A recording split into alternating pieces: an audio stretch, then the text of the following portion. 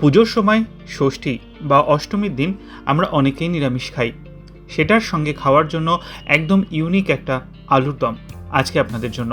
নমস্কার, কুইজিনিয়া চ্যানেলের পক্ষ থেকে সকলকে জানাই সাদর আমন্ত্রণ। আমাদের সবার চ্যানেল কুইজিনিয়াকে সাবস্ক্রাইব করে পাশে থাকা বেল বাটন আর অল আইকন প্রেস করে রাখলেই সব নতুন ভিডিও নোটিফিকেশন আপলোড হওয়া মাত্র আপনাদের কাছে পৌঁছে যাবে। অনেকেই ষষ্ঠী বা অষ্টমী লুচির সাথে খাওয়ার জন্য একটা আলুর দমের রেসিপি রিকোয়েস্ট করেছিলেন, তাই আজকের রেসিপি আপনাদের সবার জন্য। একদম ইউনিক স্টাইলের ইউনিক স্বাদের এই নিরামিষ আলুর দম লুচির সাথে জমে যাবে। কড়াইতে সর্ষের তেল গরম করে নিয়েছি। তেলটা গরম হয়ে গেলে দিয়ে দিচ্ছি 1/4 টিস্পুন পরিমাণ গোটা জিরে, তার সাথে দেওয়া হচ্ছে একটা শুকনো লঙ্কা আর দিচ্ছি একটা তেজপাতা। ফোড়নটা 25 থেকে 30 সেকেন্ড সময় নিয়ে একটু ভেজে নেব, ফ্লেমটাকে মিডিয়াম টু হাই রাখা অবস্থায়। এরপর এতে আমরা দিয়ে দিচ্ছি ছোট আলু।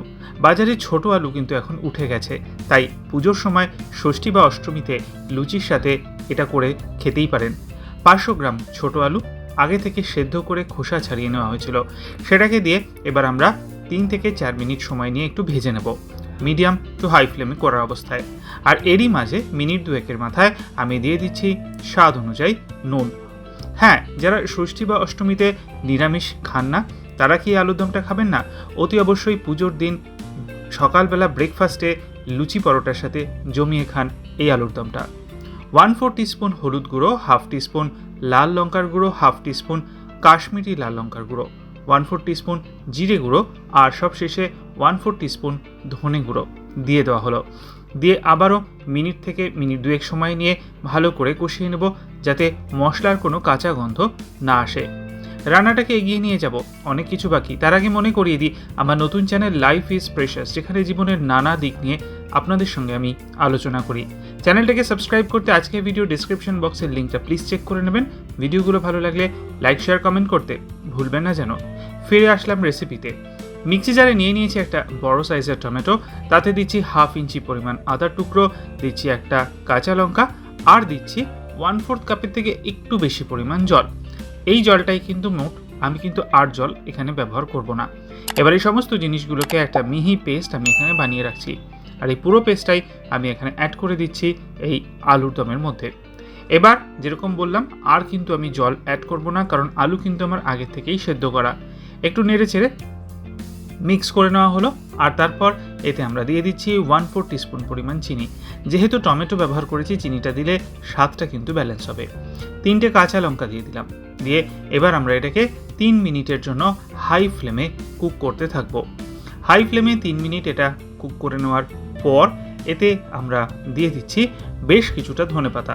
আমি এখানে ধনেপাতা এবং ডাঁটি দুটোই কিন্তু ব্যবহার করেছি। আপনাদেরকে অনেকবারই আমি বলেছি যে ডাঁটির মধ্যে কিন্তু ধনেপাতার আসল ফ্লেভারটা থাকে, তাই ওটা দেওয়ার চেষ্টা করবেন ভালো করে পরিষ্কার করে ধুয়ে। দিয়ে নেড়ে চেড়ে আরও 2 মিনিটের জন্য এটাকে আমরা কুক করব। এটা কিন্তু একদমই হালকা একটা গ্রেভি, খুবই গায়ে গায়ে হবে। 2 মিনিট হয়ে যাওয়ার পর এদিকে আমি একটা মশলা বানিয়ে রেখেছিলাম, তার জন্য 1 টিস্পুন গোটা জিরে আমি নিয়ে নিয়েছিলাম। আর কিন্তু কিছু না, শুধু গোটা জিরেটাই এবার আমরা ভালো মতো টেলে নেব। ড্রাই রোস্ট করা হয়ে গেলে এটাকে ঠান্ডা করে মিক্সি জারের মধ্যে এটাকে আমরা একদম মিহি করে গুঁড়ো করে নিচ্ছি।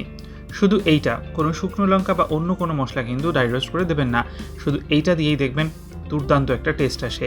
এবার এই পুরো মশলাটাই কিন্তু এই আলুর দমে ব্যবহার করছি। পরিমাণটা ওই জন্য আমি 1 টিস্পুনই আপনাদেরকে বললাম। দিয়ে আরও একবার নেড়ে চেড়ে মিশিয়ে নিলাম। তৈরি হয়ে গেল এই দুর্দান্ত স্বাদের আলুর দম। গ্যাসের ফ্লেমটা অফ করে নিলাম।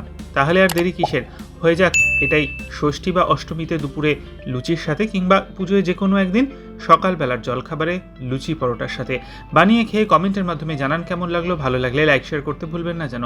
যারা এখনও চ্যানেল কুইজিনেকে সাবস্ক্রাইব করেনি, অনুরোধ করবো চ্যানেলটাকে সাবস্ক্রাইব করে এই পরিবারের সদস্য হয়ে যাওয়ার জন্য। লাইফ ইজ প্রেশাস গল্পে শিকালিকাল চ্যানেল দুটিকে সাবস্ক্রাইব করতে ডিসক্রিপশন বক্সটা প্লিজ চেক করে নেবেন। সবাই ভালো থাকবেন, সুস্থ থাকবেন, নমস্কার।